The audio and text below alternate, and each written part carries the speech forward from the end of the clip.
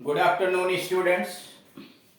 इस वीडियो के माध्यम से हम लोग एक नया चैप्टर योजना या कार्यक्रम सूचक वाक्यों के विषय में जानकारी प्राप्त करें। यानी ऐसे वाक्य जिनके द्वारा कोई योजना बनाई गई हो या कोई वर्तमान या भविष्य में कार्यक्रम बनाया गया है, उसका अनुवाद हिंदी से अंग्रेजी में किस प्रकार से करते हैं। पहला वाक्य, प्रधानमंत्री कल यहाँ आएंगे। प्रधानमंत्री कल यहाँ आएंगे। The prime minister comes here tomorrow. ध्यान देंगे, यहाँ हिंदी में है आएंगे। प्रधानमंत्री कल यहाँ आएंगे और यहाँ अंग्रेजी लिखी हुई है the prime minister comes here tomorrow. अथवा प्रधानमंत्री कल यहाँ आ रहे हैं। Prime Minister is coming here tomorrow. The Prime Minister is coming here tomorrow. प्रधानमंत्री कल यहाँ आ रहे हैं।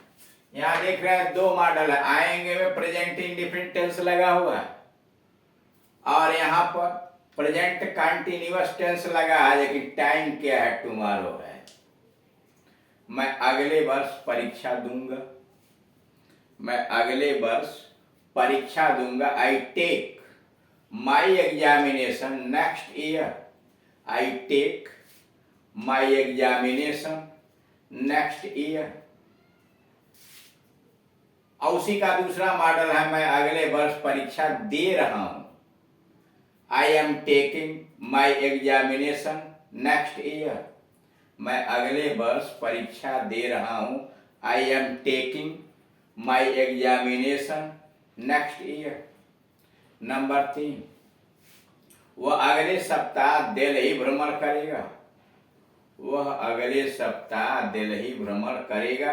ही visits, present indefinite simple present में, he visits Delhi next week. He visits Delhi next week. और अगला वाक्य वही है, वह अगले हफ्ते या सप्ताह दिल्ली का भ्रमण कर रहा है। वह अगले सप्ताह दिल्ली का भ्रमण कर रहा है। He is visiting Delhi next week. He is visiting Delhi next week. ऐसे वाक्यों से यह बोध होता है, ये जो वाक्य दिए गए हैं, ऐसे वाक्यों से यह पता चलता है कि कोई कार्य भविष्य में पूर्व निर्धारित योजना या कार्यक्रम के अनुसार होने वाला है। यानी यह वाक्य यह बता रहे हैं, इनसे यह पता लगता है कि कोई कार्य भविष्य में पूर्व निर्धारित योजना के अनुसार वह पूरा होना है, कार्यक्रम के अनुसार पूरा होना है। अब इसमें जैसे दिया है प्रधानमंत्री कल यहाँ आ रहे हैं, यह पहले से कार्यक्रम है, उनकी योजना है और उसके अनुसार उसे पूरा किया जा रहा है। रूल्स यानी कैसे इसका ट्रांसलेशन बनाते हैं।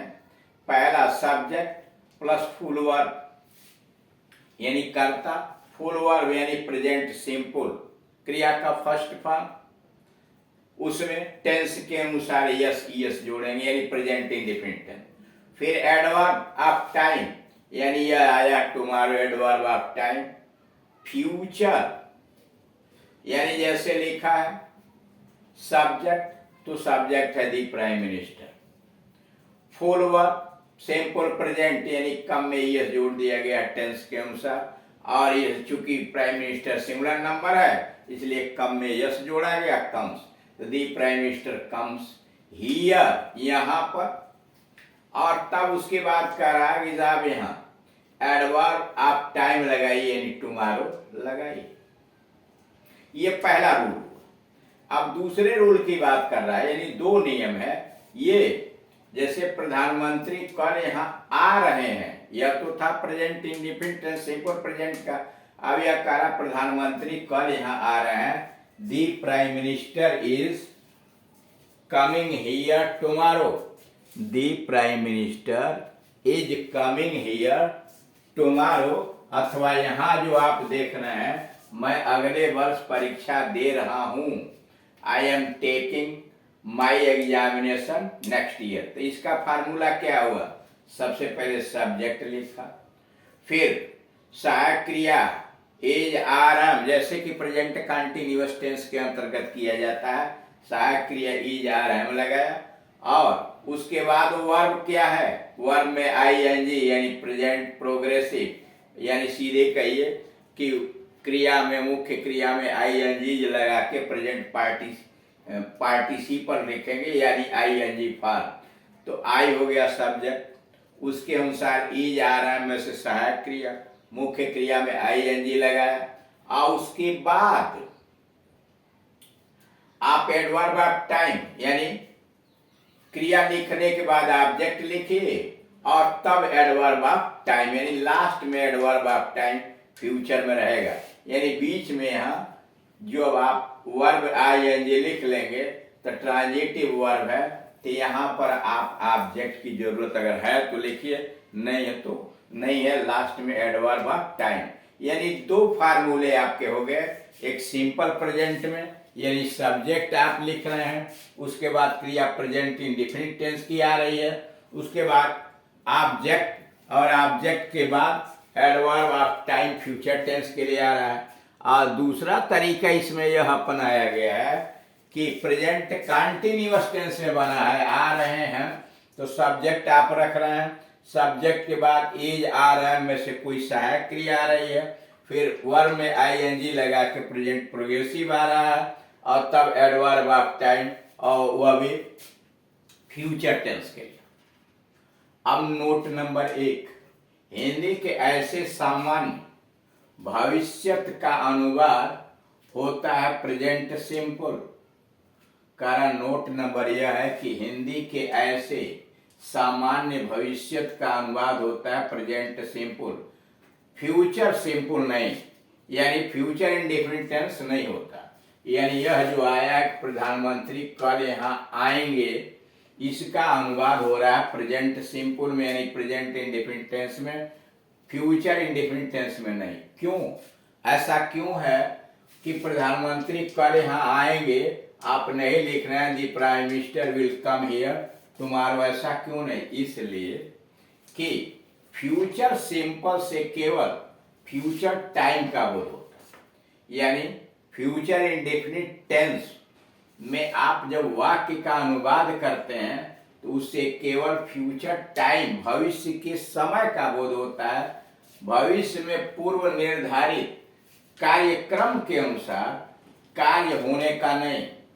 यानी अगर फ्यूचर सिंपल में हम इसका ट्रांसलेशन बनाएंगे तो उसका मतलब यह होगा कि वह केवल फ्यूचर टाइम बताएगा, फ्यूचर भविष्य का समय बताएगा, उससे यह पता नहीं चलेगा उस अंग्रेजी के द्वारा कि भविष्य में पूर्व निर्धारित कार्यक्रम के अनुसार कोई कार्य होने वाला है, यह पता नहीं लगता कि भविष्य के कार्यक्रम के अनुसार कोई कार्य होगा या होने वाला है। जैसे मान लीजिए हमने लिखा I shall take my examination exam next year, I shall take my exam next year.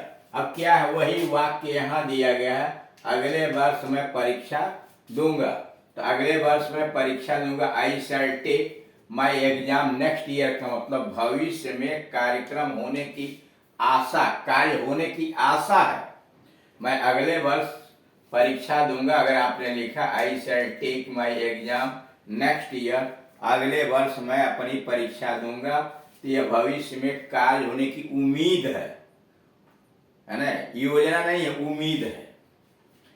और दूसरा है I take my examination next year, I take my examination next year का मतलब भविष्य में कार्य होने का निर्णय, यानी योजना बन चुकी है, निर्णय हो चुका है। यानी अगर प्रेजेंट इंडेफिनिट टेंस में आप लिख रहे हैं तो इसका मतलब भविष्य में कार्य करने का या होने का योजना बन चुका है, निर्णय लिया जा चुका है। लेकिन सिंपल प्रेजेंट से यह है केवल कि भविष्य में कोई कार्य होने की आशा है।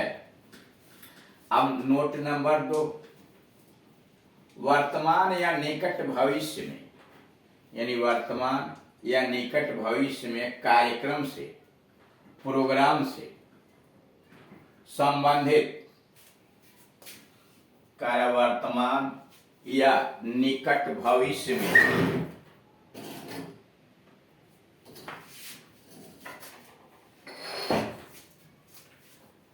वर्तमान या निकट भविष्य में कार्यक्रम से प्रोग्राम संबंधित वाक्यों का मुहावरेदार अनुवाद इस प्रकार भी होता है।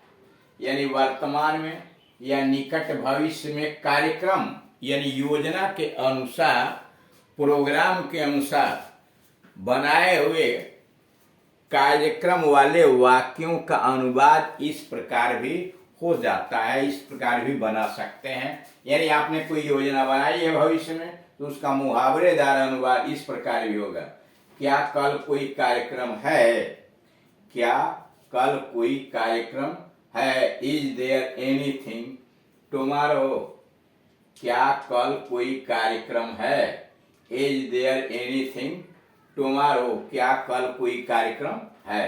और दूसरा, आज शाम को आपका कोई प्रोग्राम है, आज शाम को आपका कोई प्रोग्राम है। Have you anything on this evening, आज शाम को आपका कोई प्रोग्राम है। Have you anything on this evening.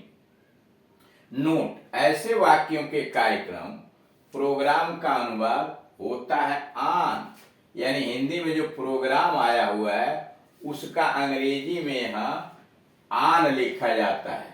यानी आज शाम को आपका कोई प्रोग्राम है, तो अंग्रेजी देख रहे हैं, have you anything on this morning, यानी यहाँ ऑन का प्रयोग कार्यक्रम के लिए किया गया है। तो इस प्रकार से देख रहे हैं कि भविष्य के किसी कार्यक्रम या योजना के अनुसार दिए गए वाक्यों का अनुवाद किस प्रकार से किया जाता है, और बड़े सावधानी के साथ इन वाक्यों का ट्रांसलेट आपको अंग्रेजी में करना चाहिए।